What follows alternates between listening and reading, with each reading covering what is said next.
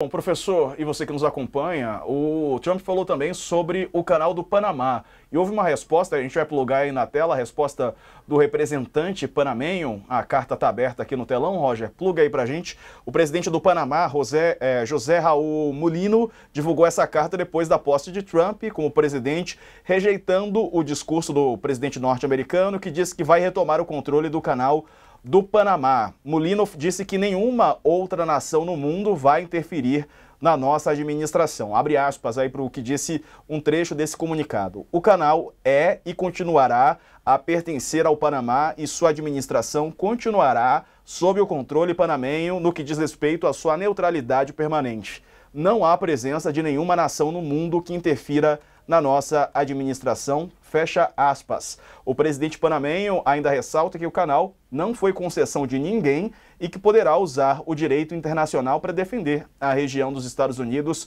caso seja necessário. Ele disse, foi o resultado de lutas geracionais que culminaram em 1999 como resultado do Tratado Torrijos-Carter. E desde então, durante 25 anos, sem interrupção, estamos administrando e expandindo de maneira responsável para servir o mundo e o seu comércio, incluindo os Estados Unidos.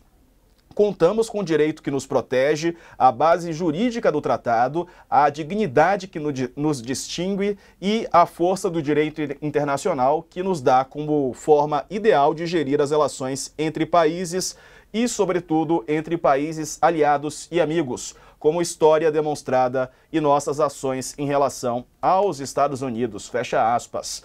Esse discurso aí de Trump, na posse, Trump disse que os Estados Unidos gastaram mais dinheiro do que nunca num projeto antes e perderam 38 mil vidas na construção do canal do Panamá. O Trump disse o seguinte, os navios americanos estão severamente sobrecarregados e não são tratados de forma justa. E isso inclui a Marinha dos Estados Unidos. E, acima de tudo, a China está operando o canal do Panamá. E não demos para a China, demos ao Panamá e vamos recuperá-lo, palavras do Trump.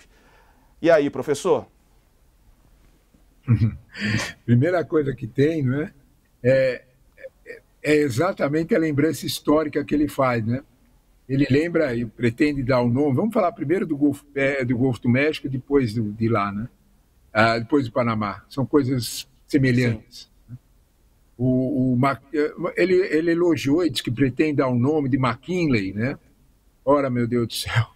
McKinley é o presidente mais imperialista que os Estados Unidos teve. É 1898, né? 25º presidente.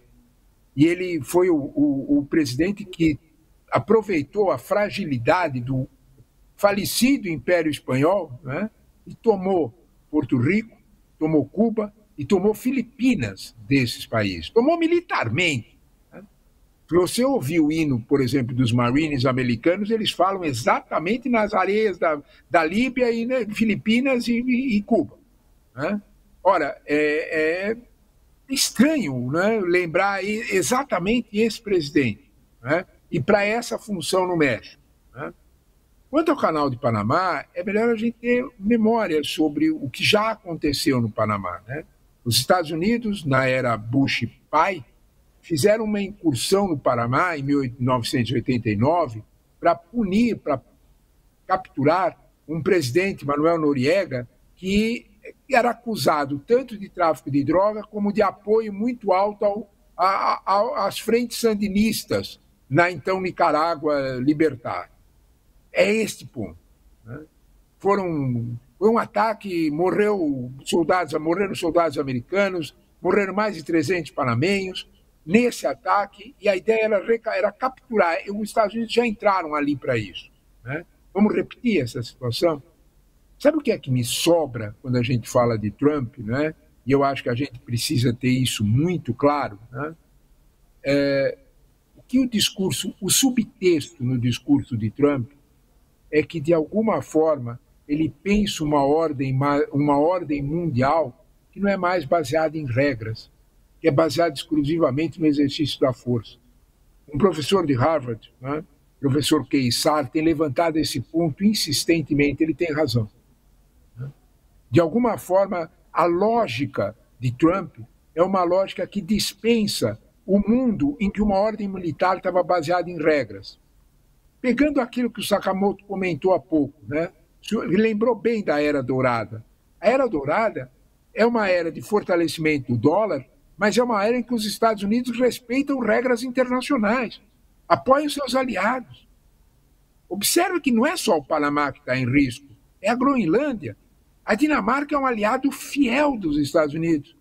É o aliado que mais colocou dinheiro para a Ucrânia, na guerra da Ucrânia, atendendo a pedidos americanos. Quando a gente olha para esse contexto, né, talvez a gente tenha que lembrar que Trump exatamente está enterrando um período em que os Estados Unidos podiam ser vistos como um exemplo de respeito a ordens internacionais, apesar de todos os ataques imperialistas que faziam, como é o caso do canal do Panamá. Mas ainda existia, de alguma forma, algum respeito a regras. É isso que está desaparecendo. É isso que assusta. Panamá, Groenlândia e outros ameaçados podem ser só os primeiros.